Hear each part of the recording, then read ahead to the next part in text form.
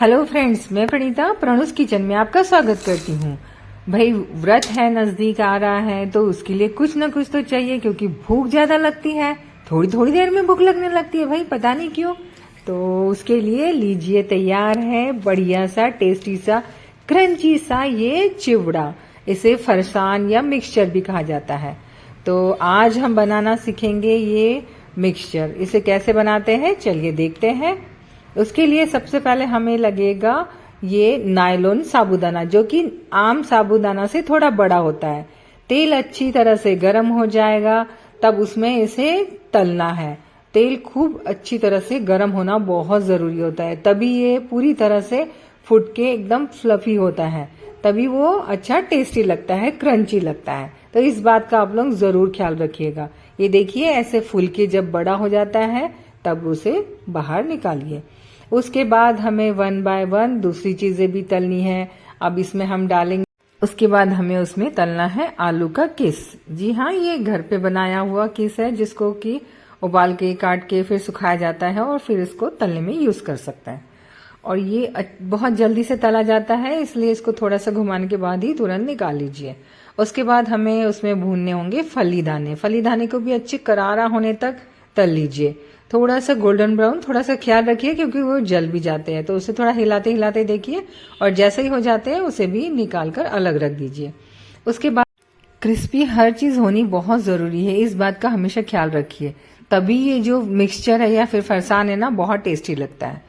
अब इसमें हम तलेंगे जो नारियल के छोटे छोटे टुकड़े करके, वो उसे भी तल लेंगे, और थोड़े से काजू भी साथ ही तल लेंगे, क्योंकि दोनों को तलने का टाइम जो है वो एक जैसा ही लगेगा, इसलिए दोनों साथ में भी डाल सकते हैं। किशमिश हम इसमें अभी नहीं डालेंगे, वरना वो फटने लगता है। तो हमें सिर्फ ये दोनों चीज को ही तल के बाहर निकालना है। उसके बाद हमें ये कढ़ाई को हटा देना है और हमें दूसरी कढ़ाई रखना है। उसमें थोड़ा सा तेल डालेंगे। जैसे ही तेल गर्म हो जाए उसमें जीरा डाल दीजिए। उसके बाद उसमें हरी मिर्च बारीक कटी हुई डालिए। मैंने इसमें 3 बारीक हरी मिर्च डाली है, आप चाहे तो ज्यादा भी डाल सकते हैं। और बहुत सारा उसमें करी पत्ता डालिए। उसके अलावा उपवास में कुछ चलता नहीं है, तो हमें बस इतनी ही चीजें डालनी है। आप चाहे तो यहाँ नींबू रस डाल सकते हैं, लेकिन हम लोग को नहीं चलता है तो हम नहीं डालेंगे। और अब उसमें थोड़ा सा नमक डालेंगे और अच्छी तरह से भून लेंगे इन सब चीजों को। उसके बाद हमें दूसरी जगह पर एक तवे के ऊपर मखाने अच्छे से भुने हैं कि नहीं, उसको देखने के लिए हमें हाथों से तोड़ के देखना होगा। अगर वो क्रंची से आवाज से टूट जाते हैं तो समझिए कि हो गया है। अब ये मखानों को हमें मिर्ची वाले मिश्रण में डाल देना है पूरी तरह से, और उसे अच्छी तरह से हिला लीजिए। अब बाकी की जो सामग्री है वो भी उसमें मिला लीजिए। किशमिश मिला लीजिए, सिंगदाना, और जो आलू का किस है वो भी मिला दीजिए। साबूदाना जो तल के रखा हुआ है वो भी मिला दीजिए, और जो नारियल का जो टुकड़े हैं उसे भी मिला दीजिए, काजू भी मिला दीजिए। बस भाई, ये इतनी हेल्दी सारी सब चीजें रहेगी तो फिर एनर्जी तो रहेगी ही रहेगी हमें। बहुत टेस्टी सा ये जो बन रहा है ना, सच में बहुत ही, मतलब अपने को पूरा उपवास में जो हम व्रत रखेंगे ना, उसमें बिल्कुल एनर्जी बनी रहेगी। बहुत ही हेल्दी ऐसा ये मखाने डालने की वजह से, काजू डालने की वजह से ये तो बहुत हेल्दी हो गया है।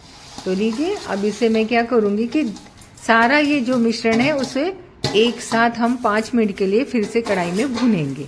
पूरी तरह से अच्छी तरह से वो मिर्ची के साथ और नमक के साथ मिक्स हो जाएंगे, उसका फ्लेवर, उसका टेस्ट आ जाएगा। तो उसको फिर ऐसे ही आप बढ़िया सा उसको यूज कर सकते हो। अगर आप चाहें तो मैं उसको 2 भाग में बांटने वाली हूँ, तो आधा मैं अलग कर दे रही हूँ। आधे में हम उसमें 1 से 1.5 चम्मच लाल मिर्च पाउडर डालेंगे, तो थोड़ा सा तीखा हो जाएगा, चटपटा सा हो जाएगा। किसी किसी को ऐसा पसंद होता है, ये ऑप्शनल है, आपकी इच्छा है। ये लीजिए, फिर बनके तैयार हो गया है दोनों तरीके का उपवास का चिवड़ा। आप इस चिवड़े का, मिक्सचर का या फिर फरसान का, आप इस फरसान का मजा उठाइए। आप अपना व्रत बहुत अच्छे से मनाइए।